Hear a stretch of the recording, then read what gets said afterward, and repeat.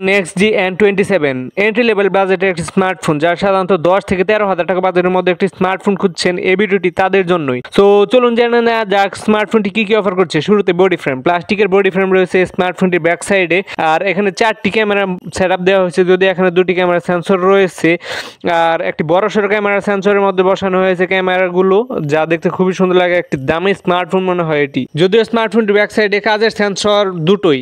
Square Bakshi শেপের একটি smartphone, আর পিছনে রয়েছে নেক্সট জির ব্র্যান্ডিং, আর উপরে তো বললাম 4টি ক্যামেরা সেট আপ রয়েছে, যা খুবই সুন্দর লাগে, প্রিমিয়াম ভাইব দেয়।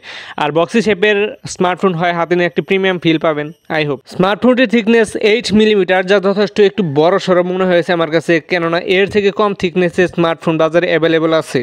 স্মার্টফোনটিতে 5000 mAh একটি ব্যাটারি দেওয়া হয়েছে এবং 18 ওয়াটের ফাস্ট চার্জিং সাপোর্ট দেওয়া হয়েছে, যা যথেষ্ট একটি ভালো কম্বো মনে হয়েছে আমার কাছে।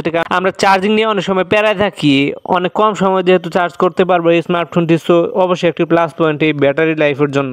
এবং 5000 mAh এর ব্যাটারি হওয়ার ফলে আপনি ডে টু ডে টাস্ক ইউজে একদিন ব্যবহার করতে পারবেন অথবা একদিন পার করতে পারবেন আই হোপ।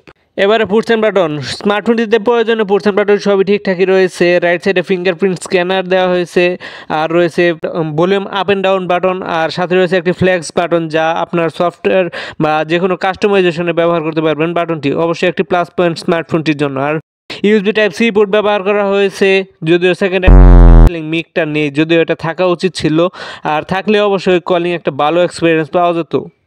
এবার ডিসপ্লে, স্মার্টফোনটিতে 6.7 ইঞ্চের একটি এইচডি প্লাস রেজুলেশনের আইপিএস এলসিডি প্যানেল ব্যবহার করা হয়েছে, যাতে 120 হার্জের রিফ্রেশিং রেট রয়েছে এবং 240 হার্জের টাচ স্যাম্পলিং রেট রয়েছে, যা যথেষ্টই ভালো। এবং 120 হার্জটা যদিও পুশ করতে পারে না, মাঝে মাঝে 90 হার্জ পুশ করে, অনেকে ইউটিউবারই বলেছেন এটা, তবু এটা 120 হার্জ থাকার ফলে অবশ্যই একটি প্লাস পয়েন্ট স্মার্টফোনটির ডিসপ্লের জন্য, যদি আপনি এর স্ক্রলিংয়ে একটা ভালো এক্সপিরিয়েন্স পাবেন। এখানে একটি কথা আছে, কম বাজেটে 90 হার্জ এবং বেশি বাজেটে 90 হার্জ, অথবা কম বাজেটে 120 হার্জ এবং বেশি বাজেটে 120 হার্জ অনেক পার্থক্য করে। কিছু কিছু অ্যাপস ওপেন এবং ক্লোজিংয়ের ক্ষেত্রে দেখতে পারবো, বা টাচ স্যাম্পলিংয়ের রেটে আমরা দেখতে পারবো যে অবশ্যই একটি 60 হার্জে নেমে আসে এবং মাঝে মাঝে 90 হার্জ পুশ করতে পারে।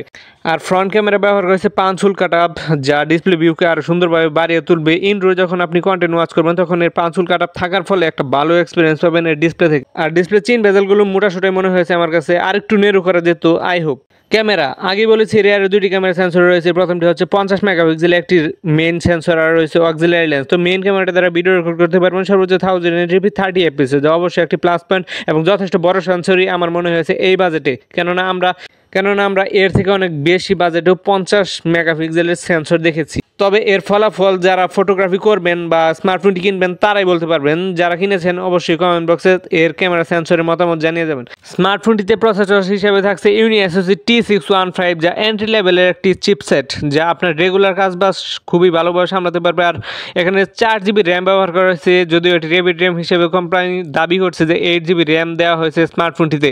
তবে আমি জানি না কতটুকু ব্যবহার বা কতটুকু এফিসিয়েন্ট হতে পারবে এই 8GB র্যামটা আপনার জন্য। তবে আপনি 4GB হিসাবে ধরে নেন বা 4GB র্যাম আছে স্মার্টফোনটিতে, এটাই মেনে নেন, এটাই স্বাভাবিক। স্মার্টফোনটি এসেছে অ্যান্ড্রয়েড 15 গো এডিশন, সো লাইটার অ্যাপগুলো ব্যবহার করার চেষ্টা করবেন, এবং লাইট অ্যাপগুলো ব্যবহার করতে পারলে লং টাইমে স্মার্টফোনটি একটি ভালো এক্সপিরিয়েন্স দিতে পারবে আপনাকে এবং ভালো পারফরমেন্স করবে এটি। আর সবসময় চেষ্টা করবেন স্মার্টফোনটির মেমোরি অর্ধেক খালি রাখার জন্য, যাতে লং টার্মে একটা ভালো পারফরমেন্স করে স্মার্টফোনটি। আর স্মার্টফোনটিতে তো এআই বা ডিপসিক, ChatGPT এসব থাকছে, যেহেতু অ্যান্ড্রয়েড 15 এসেছে স্মার্টফোনটি। আর স্মার্টফোনটি সম্পর্কে কোনো মন্তব্য থাকলে অবশ্যই কমেন্ট বক্সে জানিয়ে যাবেন। আজকের ভিডিও এই পর্যন্ত, ভিডিও কেমন লেগেছে অবশ্যই কমেন্ট বক্সে জানিয়ে যাবেন। ভালো লাগলে লাইক, কমেন্ট, শেয়ার এবং চ্যানেলে নতুন হলে অবশ্যই একটি সাবস্ক্রাইব করবেন।